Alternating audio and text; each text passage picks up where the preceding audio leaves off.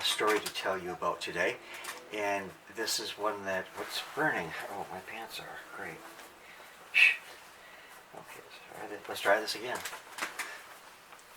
Welcome, my friends. I have an interesting yet profoundly disturbing story to share with you today, and it's true. And it takes place it begins in Montreal, Canada, not too terribly long after the massacre at Fort Mackinac.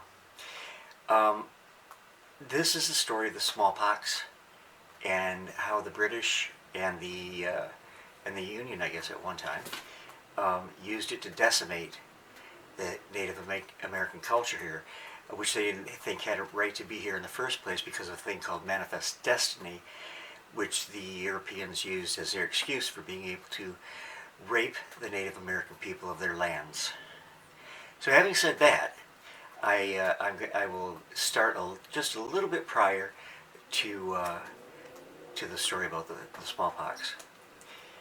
Ego Mine means corn hanger, and he was the head counselor and speaker of the Ottawa tribe of Indians at the time, and according to our knowledge, Ego Mine was the leading one who went with those survivors of the massacre, and he was the man who made the speech before the August Assembly in the British Council Hall in Montreal at the time.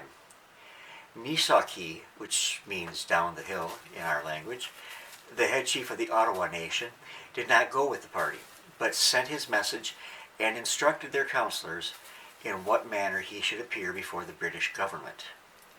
My father was a little boy at the time, and my grandfather and my great-grandfather were both living then, and both held the first royal rank among the Ottawas.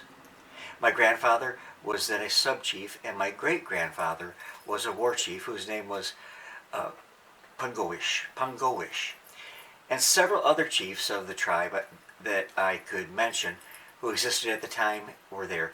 But this is ample evidence that the historian was mistaken in asserting that there was no known Ottawa chief existing at the time of the massacre.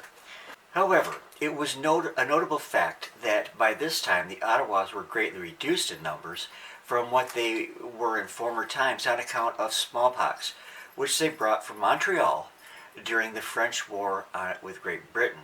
Now, this smallpox was sold to them, to the Ottawas, shut up in a tin box with the strict injunction not to open the box on their way homeward, but only when they should reach their country, and that this box contained something that would do them great good and their people. Yeah, right. The foolish people believed really there was something in the box supernatural that would do great good for them. Accordingly, after they reached home, they opened the box.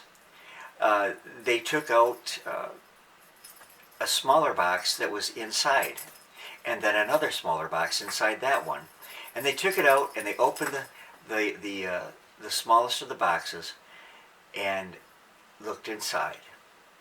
And so they kept on this way, examining the contents of the little tin box, which was nothing but moldy particles of something.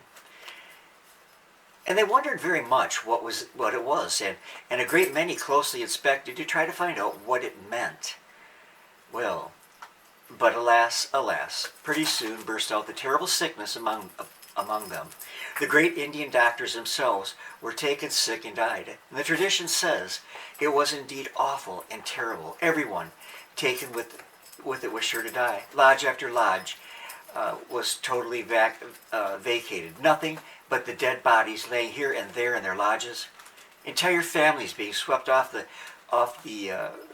ravages of this terrible disease. The whole coast of Abercrombie or Waganakzi, where their principal village was situated, on the west shore of the peninsula near the straits, which is said to have been a continuous village some 15 or 16 miles long and extending from what is now called Cross Village to 7 Mile Point, that is 7 miles from Little Traverse, now Harbor Spring, was entirely depopulated and laid waste. Now, how did this happen? Well, of course, the moldy residue that they found in that smallest tin was indeed contaminated with smallpox virus. The chiefs that were there at that council, or not at the council, but back at the village, examined it carefully, closely, and so sealed their death warrant by breathing in the virus and then spreading it to the other tribes.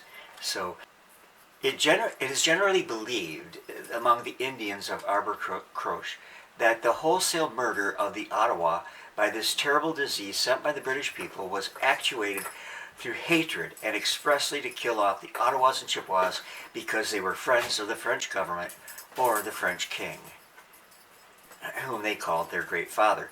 The reason that today we see no full-grown trees standing along the coast of Arbor-Croche, a mile or more in width along the shores, because the trees were entirely cleared away for this famous long village, which existed before the smallpox ravaged the Ottawas. Now, we do know for a fact too that blankets were gifted to Indians in other parts of the country, and those blankets were contaminated purposely with smallpox too. It's estimated that there could have been up to 80 million Native American people in what would be the United States one day when the first Europeans arrived. That was cut down incredibly.